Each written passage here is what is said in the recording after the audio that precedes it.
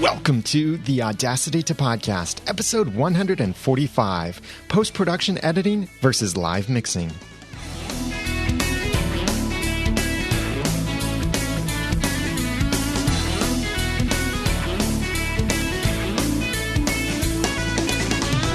Thank you for joining me for the Audacity to Podcast. I'm Daniel J. Lewis, and this is the award-winning how-to podcast about podcasting and using Audacity. It's where I give you the guts to teach you the tools to podcast with passion, organization, and dialogue. One of the things that people often wonder about is this idea of either spending time in your podcast or spending money, and can you really save both? I would say no, you can't save both, and we'll get more into that, the philosophical side of this in a little bit. But a big way that this comes out in podcasting is post-production versus what I like to call live mixing. Other people might call it live to drive or live to tape or anything like that. I'm not talking about live streaming, but post-production editing would be, or I'll just call it editing, would be where you are making your recording and then you go in and start adding your things into it.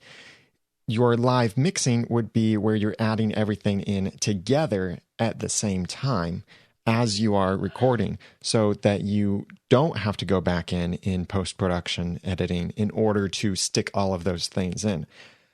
So how you do this and the decision you make on this greatly affects how much time and how much money it takes to do your podcast well. Because I know all of us want a high quality podcast. Some of us want to do it cheaply. Some of us want to do it by spending very little time. Some of us want to do it with both of those. But you need to make a choice between what you're going to do. So first, let's talk about editing. And this applies to either video editing or audio editing. I would call editing the time spender of this, because it's quite likely that it may take you several hours to edit a 30-minute audio recording. Or if you're doing video, it could take you even longer than that. When I first started podcasting with the Audacity, not the Audacity to Podcast, the Ramen Noodle, that was my first podcast. I started it in 2008. Or 2007, actually. And it took me so long to release such a short episode because I was doing so much post-production editing. After all, I was scripting my episodes, so the slightest mess up in my audio, and I would feel that I needed to redo that, and then I had to go back and edit that, so I'd have to listen to the whole thing, edit the whole thing. It was a huge time suck in order to do all of these things, but I felt like it produced some good quality audio. Now, the content quality, I know some people will debate whether those first several episodes were that high of content quality, but certainly I think the production quality, you would say, wow, this is great production quality. Maybe not so good content quality. You can check those out, by the way. You can still get to the early episodes by going to cleancomedypodcast.com/1 or 2 or 3, 4, 5, 6, 7, 8, 9. Those are the first 9 episodes that took me 2 years to get out there. And you can go back and listen to them if you'd like. But what people would normally, or there are usually about 3 reasons that people would edit their audio or video. Most things fall into one of these 3 reasons. Number 1, to enhance the quality. This would be like noise removal, equalization, or we call it EQ, or compression, color correction, white balance, anything like that. Number 2, to fix mistakes, deleting portions, deleting words, slip-ups, bad transitions, moving things around. There are quite often times where, and this happened just last night when I recorded our Once Upon a Time podcast, I forgot to say something in the podcast about the podcast awards, which I'll tell you more about those in a little bit. And so I recorded that afterward and then put that in about where I wanted it to be inside the episode. So that was fixing a mistake. And then number 3, mixing in extras like your intro and outro, any kind of background audio, sound clips, video clips, B-roll footage, pictures, illustrations, lower thirds, segues, anything like that, those extras. Those 3 things are usually what people want to do when they're editing their audio and video: enhance the quality, fix mistakes, or mix in extras. And each of these do improve the overall presentation of your podcast. And you could really say that some of these are often necessary for your podcast. But doing all of these things after you record adds a lot of time between when you have presented your content and when you can publish your content, because you're spending so much time on all of this editing process. But this may be what you like to do. Maybe you really enjoy the editing, or maybe you don't have money to spend on live mixing options. And so the editing is affordable for you and you can still release something that's high quality. It just takes you a long time. That's your decision, certainly. The pros and cons of this, though, are something to consider. Some pros here are, number one, it is cheap, or it's even free to do it this way. Like, you can use free audio editing software like Audacity, or free video editing software. Many computers come with it nowadays. You can find some free video editing software online too. It's because so many people want to do stuff for free, and this is pro number two. It's often easy to find help because so many other people are using these free tools because they also want to do this kind of thing for free. Number three, it gives you total control over every detail. If you want to change your intro by a second in how it overlaps your intro audio, your background music or anything, you have total control over that, because if you are fully editing your production, then you put that audio in the intro afterwards, so you can move it around however you want. You do have total control over so much, or every detail, because you're editing nearly every detail. Some of the cons to this are, number one, it takes a lot of time. And number two, it takes a lot of knowledge and learning, which also ties back into a lot of time. When you're doing things for cheap or free, it will take a lot of time in figuring out how to do it with the tools that you have. Could you screw in a screw with a hammer? Yeah, actually you can. It's just really difficult to do and will take you a lot of time to do it. Could you hammer in a nail with a screwdriver? Sure, you can. It just takes a lot of time to do it because the tool isn't designed for that purpose.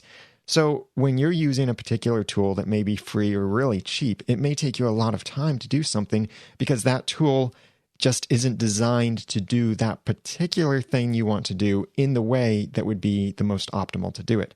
This is one of the reasons why I decided to switch from using Audacity to using Adobe Audition in my personal audio editing workflow, because I found that for my own audio editing workflow, Adobe Audition, and that's a lot of A words, makes things a lot smoother for me and saves me time based on what I do to my audio. That's not going to be the case for everyone else, and certainly isn't the case for everyone.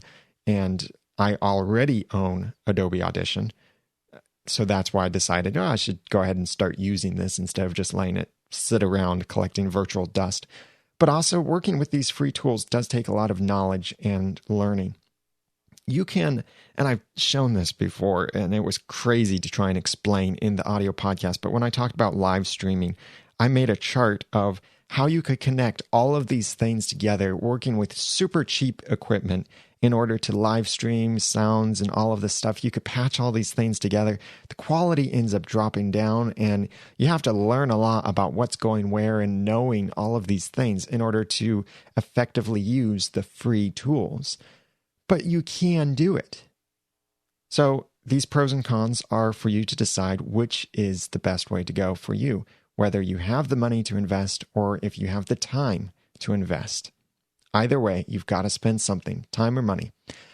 So that's with editing or post-production with your podcast, whether it's video or audio. And by the way, if you've got extra pros and cons to add to this, please comment on the show notes at theaudacitytopodcast.com/145. Now let's talk about live mixing, or as many people often refer to it, live to drive or live to tape. This is where you are mixing everything together while you're recording it. So you play your sound effect into the recording. You have your co-host at the same time recording in to your recording. Everything is going into your drive or into your recorder of some sort. And being mixed together then. So your workflow could be drastically simplified by this because you don't need to go in and add sound effects. You don't need to go in and process audio if you are feeding processed audio into the recording anyway to begin with. But all of these simplifications come at a much higher cost because all of these tools that make your audio or your video better cost more. And you will always have this ceiling that you'll run into that with post-production, you can improve quality a little bit, but you can never make post-production with low quality stuff be the same level as high quality stuff, even without the post-production. So a cheap microphone, super cheap microphone, like your built-in microphone of your computer, can never sound as good as an Electro Voice RE320 or RE20 or Heil PR40. You can make an internal microphone sound a little better, sure, but it'll never be as good as the better things. So it comes back to garbage in, garbage out. If you're working with garbage, you can make garbage a little bit prettier, but it's still garbage. If you're working with high quality, then you may not need to do anything to it because it's already high quality. So that's the concept behind live mixing, is working with high quality and mixing it together in real time into your recording, not necessarily live streaming. Although what's great about this is that if you have this live mixing workflow down, it's very easy to live stream it to the internet so people can watch or listen while you're recording and they get a very high quality experience. But that's not required at all. That could just be an extra potential benefit or feature to this. There are really 4 main areas that you may want to consider spending money in your podcast in order to save time in your production. Your core quality, which would be your microphones or your video cameras. Your abilities with what you can do in your recordings, such as your mixers, extra devices, external recorders, and other accessories. There are also enhancements, such as audio processors, video processors, lighting, your studio setup, etc., etc., etc. And then there is production. This would be your audio and video editors, your software that you're using, and maybe WordPress plugins or other tools or subscription services that you're subscribed to that help you produce or publish your finished product or your podcast episode. And investing into each of these areas, or even just picking one of these areas and investing to them from the top down, that's number 1, core quality, 2, abilities, 3, enhancements, and 4, production. Investing in these will save you time down the road fixing other things. And I'll break these out a little bit more in just a moment, but the pros and cons of live mixing. First, the pros. You get fast production. You could realistically start your recording, record your podcast, press stop, and upload right from there. Realistically, it could be that simple. Now that depends on what equipment you're using and what your workflow is and what quality you expect and production assets and all of this. But it is entirely possible to do it that way. And many podcasters do. They will record, they stop, maybe they convert their file because an HD camera will record in HD video quality. So you might want to drop that down to standard definition for a video podcast. Or like my portable digital audio recorder records in WAV. So I do still need to convert it to MP3. But still, that's 1 or 2 steps on top of recording. So you could have this super fast production. Number 2 pro is high quality from the start. If you invest in quality equipment, especially that core quality equipment, if you're doing audio and video, audio is always important, really. So microphones, I would say top importance to, even if you're doing video, your microphones are more important than your video cameras. But you're getting high quality content from your equipment, a high definition video recorder or a very nice microphone that's giving you this high quality from the start. You don't have to fix it then later. You've got high quality in, you get high quality out. Number 3, a smooth flow. And this does come with practice. Yes, I know that many of us will struggle with stumbling over words or saying or too often, verbal pauses, anything like that. Sure, there is that issue to consider, but that kind of also comes back to garbage in, garbage out. And I'm not saying that you are presenting garbage, but you might not be presenting as well as you could be. But if you choose to pursue a live mixing workflow, this really forces you to develop a smoother flow and practice presenting without so many ums and uhs and pauses and all of this stuff. But it will allow you to present more confidently and overcome some of these things if you don't always realize you have this crutch of, oh, I'll just fix that afterward. There are many times where I start to say a word, and this, I don't know if this is a brain issue or ADD or whatever, anything with me, I have no idea, and I'm not going to blame it on any particular thing, but I will often start saying a word that I didn't intend to use that word in the sentence that I wanted to share. But what I often do is, instead of cutting myself off and correcting that word, I will incorporate that word into a new sentence to present my information a little bit differently. Sometimes this results badly because I will say something and it just didn't make as much sense as if I just corrected myself and said it a different way. Sometimes, though, it just makes it flow a lot more smoothly. Realizing I'm not going to come back and fix this, because I'm trying to focus on a smooth flow. There are two ways that you can look at this. One is look at a musician, a public performer. And the second is look at a personal conversation. A public performer is best when, if they make a mistake, they just keep on going and let it flow. Many people may not even notice that there was a mistake there. I have a music background, and I've played publicly piano many times before, and that was something that I learned from my piano teachers. They said, if you make a mistake, don't stop, don't shake your head, don't sigh, don't try to correct the mistake, don't do anything like that. Just keep going as best as you can. Just keep going, and people may not even realize that you just made a mistake. Or if you did, they'll be more distracted by the fact that you kept going. I mean, distracted in a good way. They'll be distracted from the mistake by the fact that you just kept going and it sounds good now and you've moved on past that mistake. So that's the performer perspective that you can look at. But then the personal conversation, and this is something I've learned a lot more since being married, is in the personal conversation, it's best to go back and correct those things, correct those mistakes that I make when I'm communicating with my wife or with someone and I use the wrong word. Instead of just glossing over it and assuming, oh, they'll figure out what I meant or anything like that, I do have to go back and correct myself and say, I'm sorry, I meant this, or I meant to say this, not this particular word, or whatever it might be there. So two different perspectives of that, but both of them can come into play while you're podcasting, that you can learn to present very smoothly and not let little things completely throw you off your track, like I just stumbled over letting little things earlier. But at the same time, making sure that you are presenting as clearly as you can, and if you need to correct yourself, it's okay. Go ahead and make that correction, but as smoothly as you can.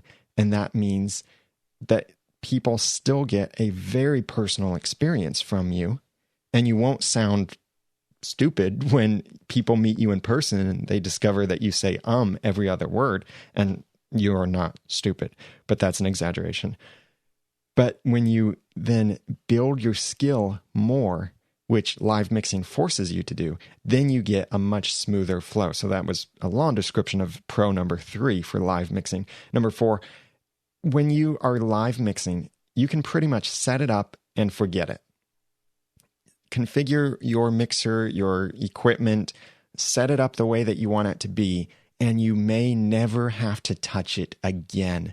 This is what's great in setting up a podcast. And the reason why I offer certain services to people who want to launch their podcast is I've got resources out there that explain how you can set up certain things. And I'm willing to teach you how to set up certain things. But do you really need to know how to build a house in order to live in the house? No, you don't need to know how. You may want to know how, but you may not need to know how. So that's why when I consult with new or existing podcasters, I offer to them that I can set this up for you so you never have to worry about this. And then once it's set up, you're good to go. We can set up some ongoing coaching, anything like that. So I am offering some new coaching programs. If you're interested in it, email me with coaching in the subject line. It's where I spend a lot of time with you up front. And then over the next 3 or 6 months, I'm available for more hand-holding or support as you're progressing. If you're interested in that, please email me, feedback@theaudacitypodcast.com.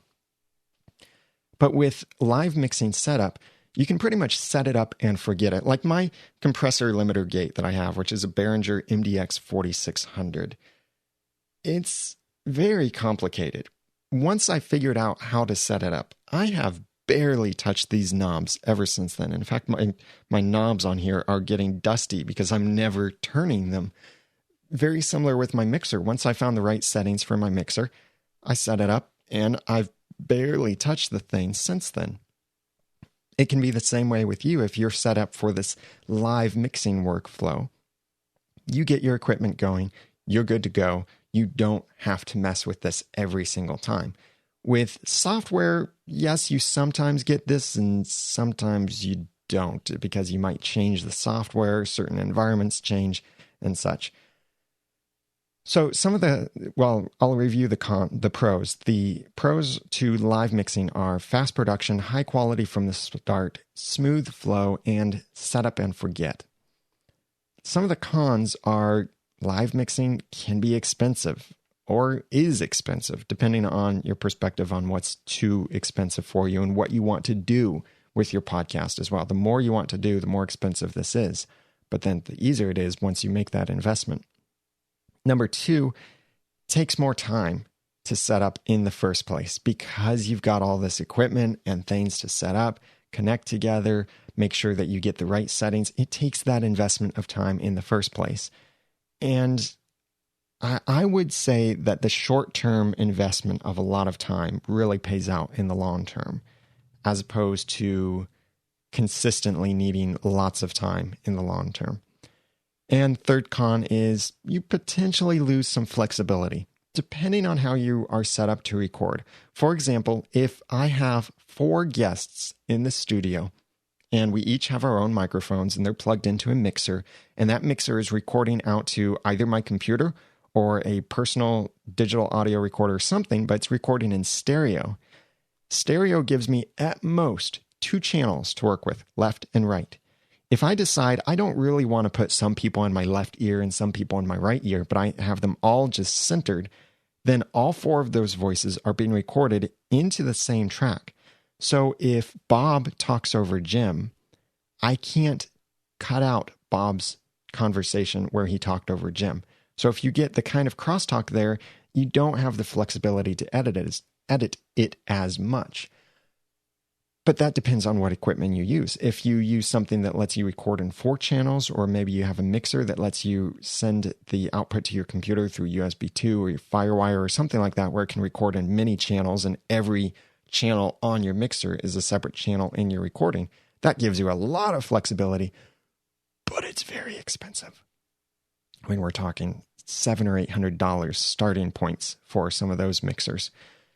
And even if you just add a 4-channel or 6-channel external recorder, you still get that higher expense. But you can potentially lose some of this flexibility. This also comes into play with if you are doing your intro and outro music into the same recording track. I know that several people who live mix are typically recording into just a stereo track, so their voice is going in with their music. So if they mess up their intro or their outro while they're talking, then they either have to stop the music and redo it, or just leave that serious flaw in there. It could be that they run out of time, or they've used up too much time and ran out of music, whatever the case might be. You've heard this happen before. I'm sure you have. With the Audacity to Podcast, what I do is I record into a Zoom H4n in 4 channels. So my voice is on one stereo channel and the music is on another stereo channel. So if I mess up while my intro and outro are going, and if you watch the live shows that I do or listen to the live shows that I do on Mondays at 2 p.m. Eastern Time at theaudacitytopodcast.com/live, then you would get to be witness to these certain problems that happen.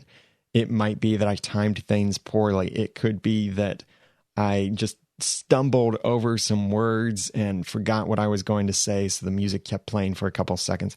Well, you don't hear that when you have listened to the downloaded version, because I fixed that very easily because I recorded in a more expensive way, but it gives me more flexibility. So most of you, though, when you're considering the live mixing workflow, depending on how much you invest, it may mean potentially losing some flexibility. So those cons can be expensive, takes more time to set up in the first place, and potentially loses some flexibility. What pros and cons would you add to this list for live mixing your audio or video together? Please comment on the show notes at theaudacitytopodcast.com/145 to let me know what you would add or take away to either of these lists of the pros and cons of editing versus live mixing. But now let's apply this. We've looked at this from the big picture. Let's get down to some of the details. Can you afford the time, or can you afford the money? Let's consider a few common situations that you may face. First, your audio or your video quality. You could record with cheap equipment like a cheap microphone or a cheap camera, and then spend time enhancing everything so that it looks better and it sounds better. But then you're spending that time and you have that ceiling where you really can't get the quality up to where you want it to be, because garbage in, garbage out. You can just make garbage look or sound a little bit nicer. Or you could invest in high quality equipment and get a great recording right from the source. And you may not have to do any kind of enhancing afterward because it already sounds or looks great because you hit it right from the start. So you've saved time at the cost of money. Consider your abilities with what you want to do in your podcast, like have multiple co-hosts, have call-ins, live stream it. Do you want to play sound effects into your recording, anything like that? Let's consider that you could use a cheap USB headset for recording. Now that goes back to high quality, low quality and such, but you could use a USB headset. And when you want to have a guest or a regular co-host on your podcast, then you've got some complications because you need to either scramble around patching cables together or maybe using certain software tools that may or may not be as reliable, or maybe you do something where they record their end of the conversation, you record your end, and then you piece it together in post-production. So this is spending more time there. Yeah, you could do all of that. Or you could invest in a mixer and simply plug in all of these things together in order to make your process a whole lot simpler. If you want to learn more about why you should get a mixer for podcasting, check out episode 124 at theaudacitypodcast.com/124 to learn more about that. Look at this from the video side of things. If you have just one video camera, whether it's expensive or cheap, you could fake a multi-camera shot where you have one shot on you, one shot on your co-host, one shot on product, one shot on both of you together. You could fake that with a single camera.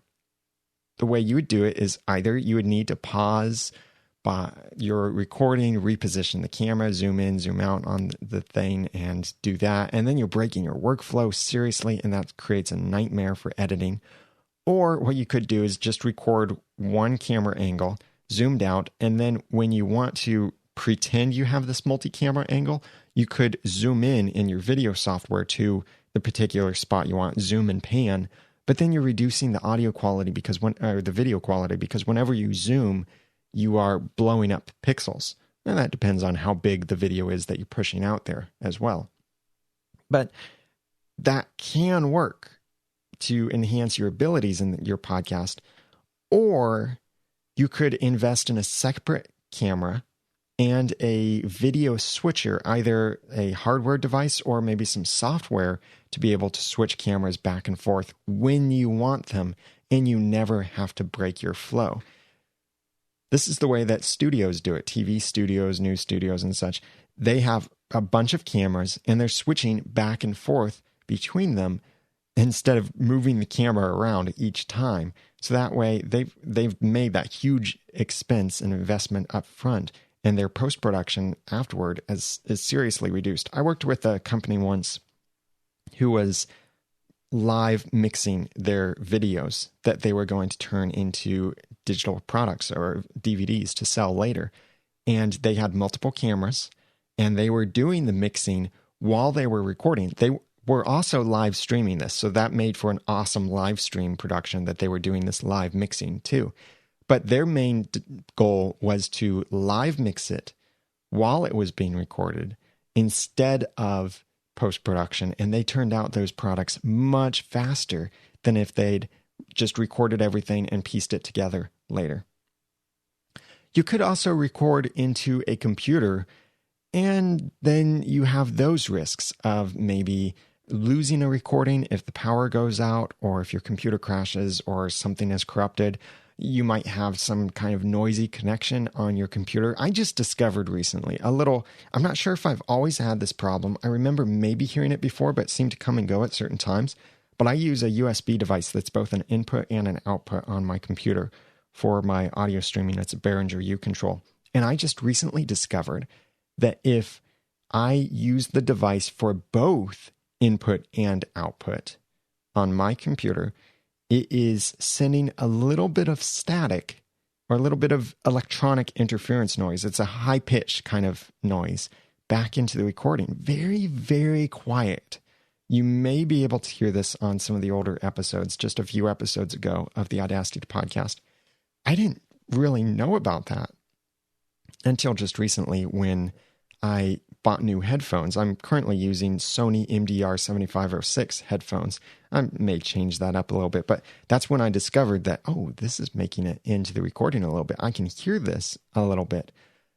But my point is, you could record into your computer, and yes, this does present certain risks, and I would say nowadays those risks are very, very low, but it is still a risk, and you do have more risks recording into a computer than an external audio recorder. But an external audio recorder has the same risks, and I've had those fail on me too.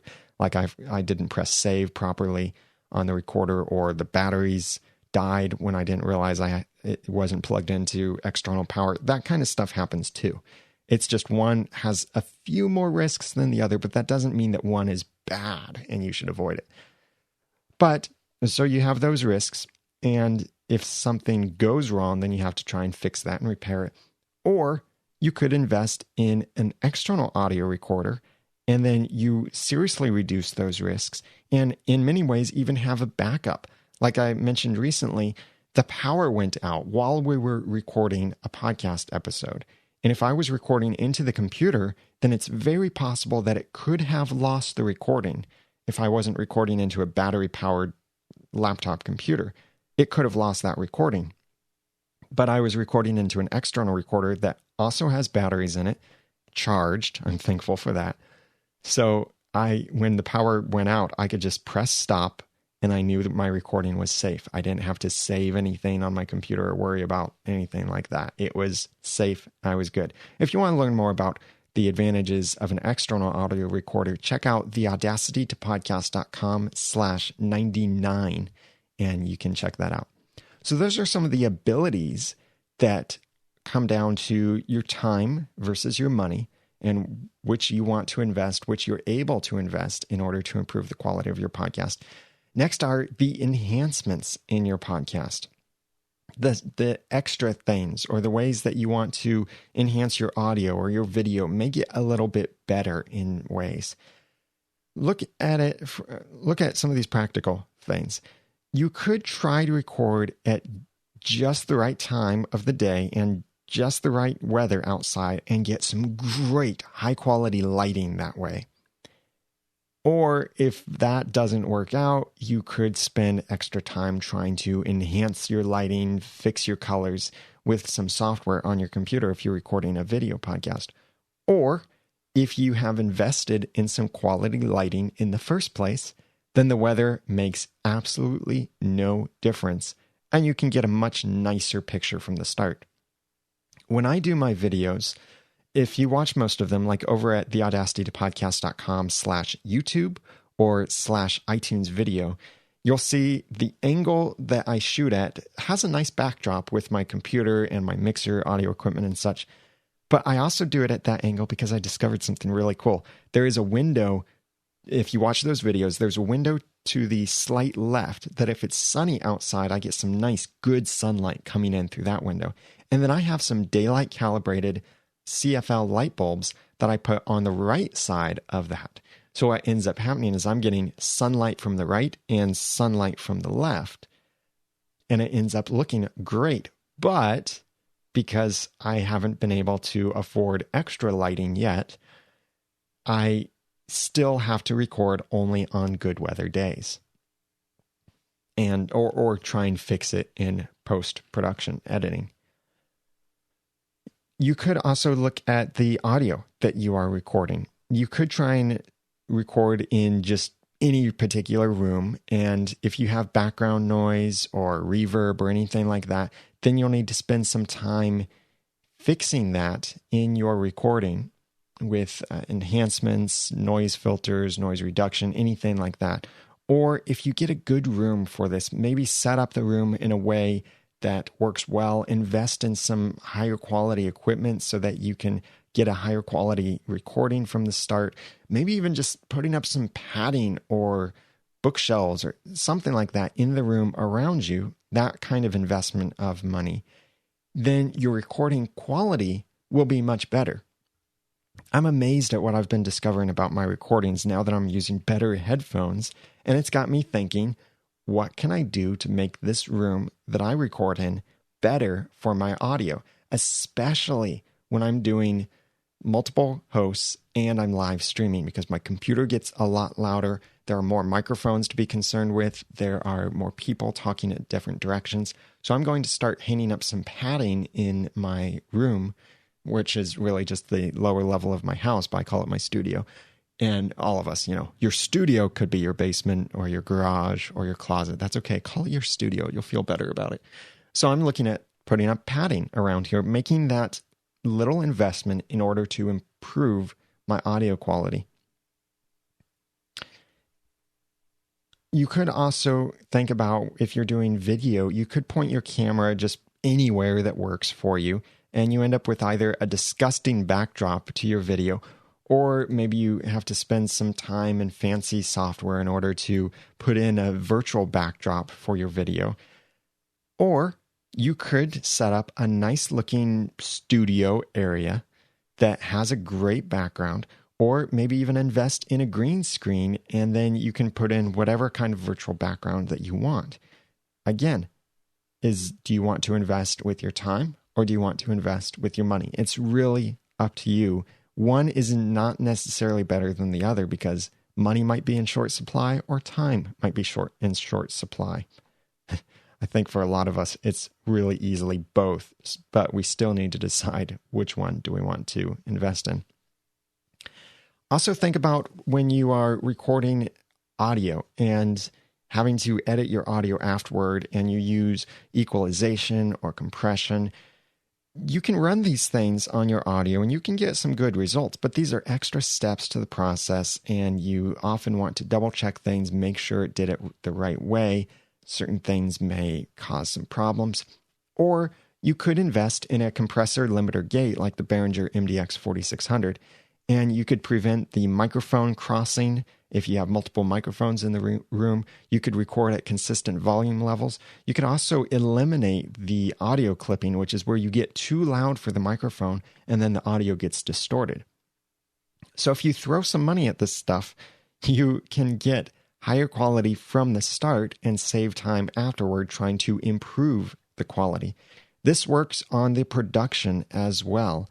You could struggle with free or cheap software to try to edit your audio or video in the way that you want and making it do what you want it to do. Or you could invest in better software that does more for you or makes your process simpler. That's the only reason why I'd ever say to invest in audio or video editing software is if it simplifies your process, because it won't improve your quality. It just makes things easier or faster for you. You could also look at your WordPress website and you see that I've talked about this before. Using the Contact Form 7 plugin for WordPress can be great for making a simple contact form. And one of my clients once needed a job application, online job application. And it's possible to do with Contact Form 7. But oh my goodness, was it hard. I started going through this and boy, it was taking me so long. It was so difficult to do. It was entirely possible, but I was already at 2 or 3 hours I'd been working on this and was still only about halfway finished. And I realized this is not scalable. There's no way someone else could come in and change this. This is not working. And that's when I found Gravity Forms, which you can check out at theaudacitytopodcast.com/gravityforms, FORMS. That's my affiliate link to them.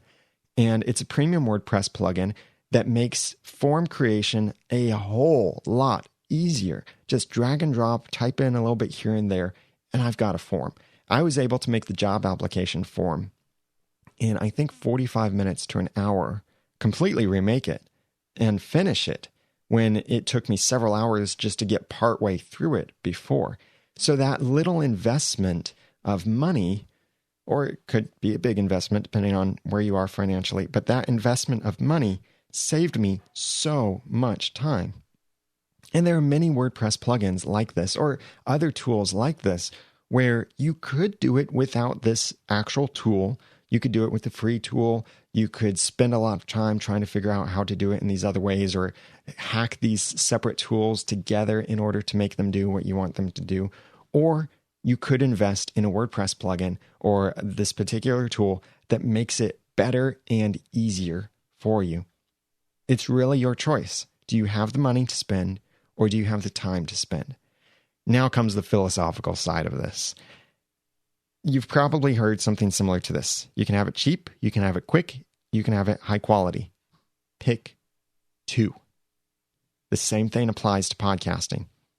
We really need to be reasonable with this because I know we all want podcasting to be cheap. We want it to be quick and easy, and we want it to be high quality. But the reality is that's impossible. We can't make a high quality podcast quickly and for little money. You have to choose which is the most important. Which are you able to do? And I know we're not all at the same place. Someone the other day said something to me like, aren't you rolling in the podcasting dough right now? No, I'm not. So I often make these decisions too of, well, can I really do this to the quality that I want to do? Or do I have to sacrifice some of that quality in order for this to be affordable? So in general, with my audio podcast workflow, I've chosen to make things as quick and high quality as I can because this is part of my business. It's no longer my hobby. So I can't just waste hours on this. When I waste hours, I am wasting dollars because I need to pursue other things with businesses, website design, consulting clients and such. So if I'm wasting time, I'm losing money. So it was very important to me to have this high quality and quick. So I knew that meant a higher investment from the beginning. So that's why I have nicer microphones, a big mixer, an MDX 4600 compressor limiter gate, and many of these other things, because they make my job so much easier. But it took a while to save up for them.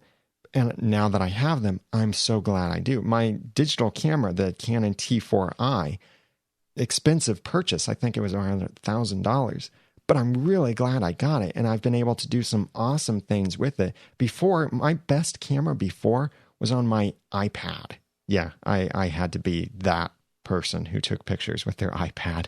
I didn't have an iPhone back then. Now, if I didn't have my digital camera, my iPhone would be my best camera, but still, it's not nearly as good as my digital SLR camera. So it took that investment. But when I first started podcasting, my perspective was to do things cheap, but high quality.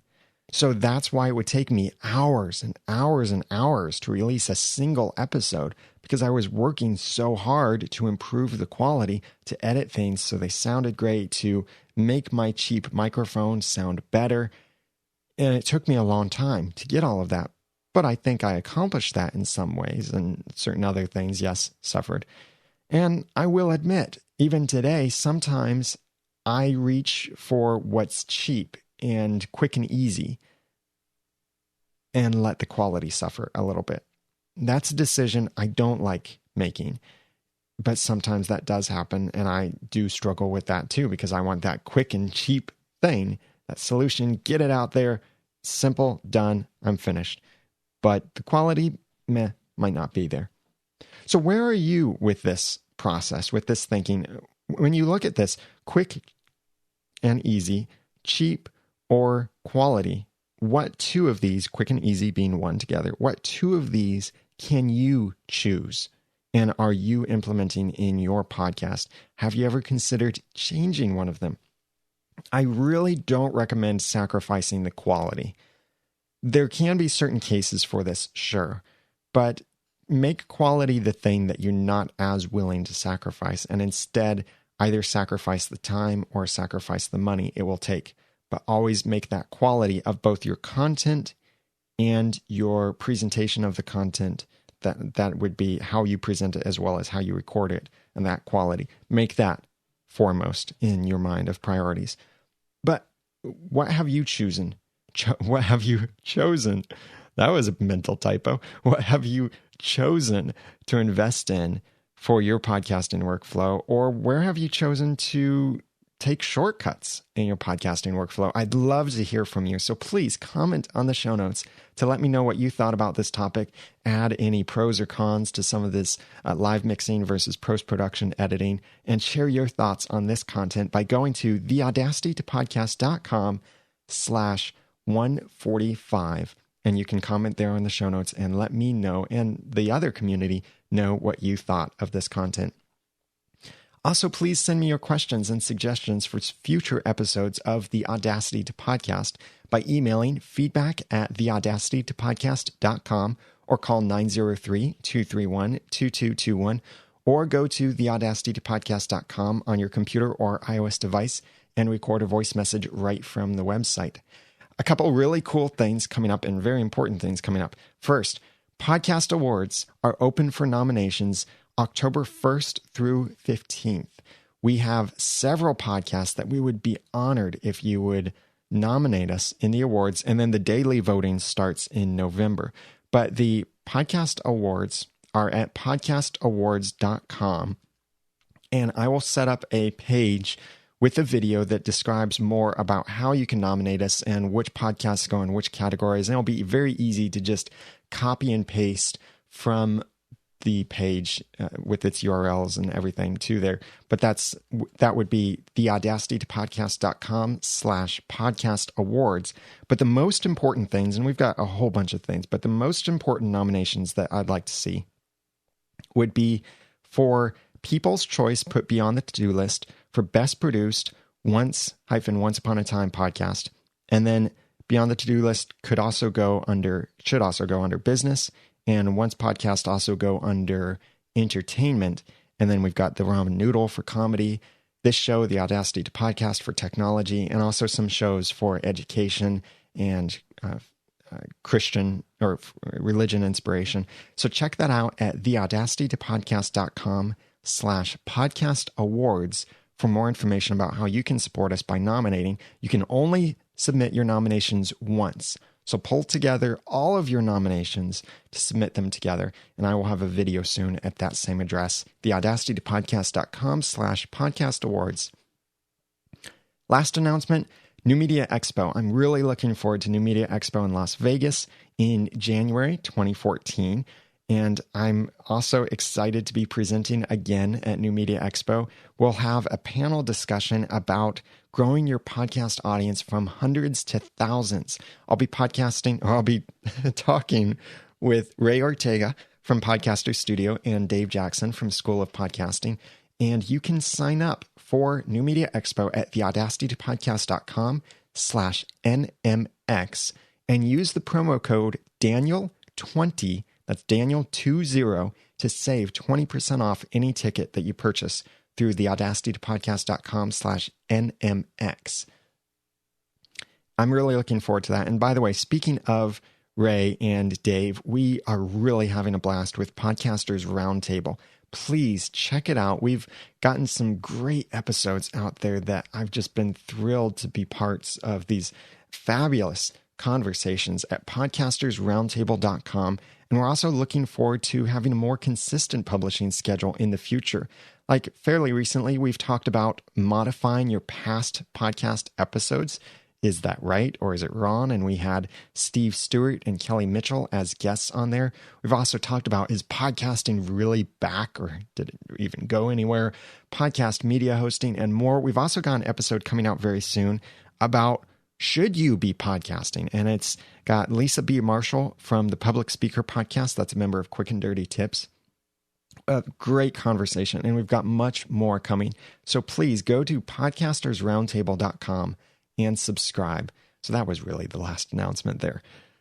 I'd love to hear from you. Please comment on the show notes at theaudacitypodcast.com/145 and let me know what you thought of this content and what your decisions are that you've made in podcasting. And I'm available for one-on-one consulting to help you launch or improve your podcast.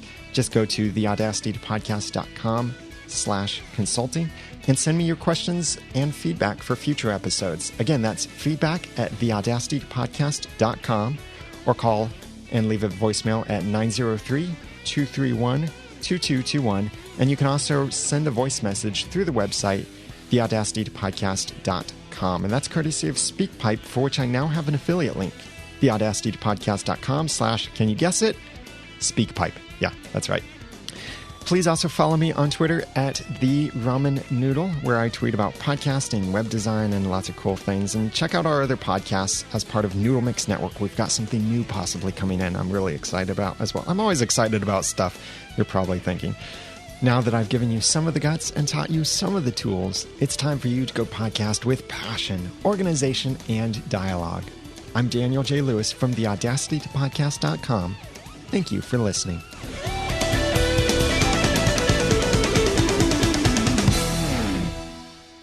The Audacity to Podcast is a proud member of Noodle Mix Network. Find more of our podcasts to make you think, laugh, and succeed at noodle.mx. Once Upon a Time is back, so now you can start theorizing about Once Upon a Time or join our new podcast coming out soon, Once Upon a Time in Wonderland. We also have a podcast about Under the Dome, which just finished its finale.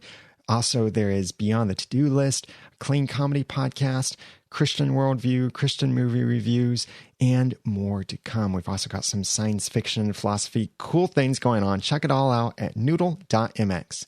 The Audacity to Podcast is also a proud member of the Tech Podcast Network. If it's tech, it's here. Find more at techpodcast.com. And we're planning to cover CES again next year, so we're ramping up the planning for that.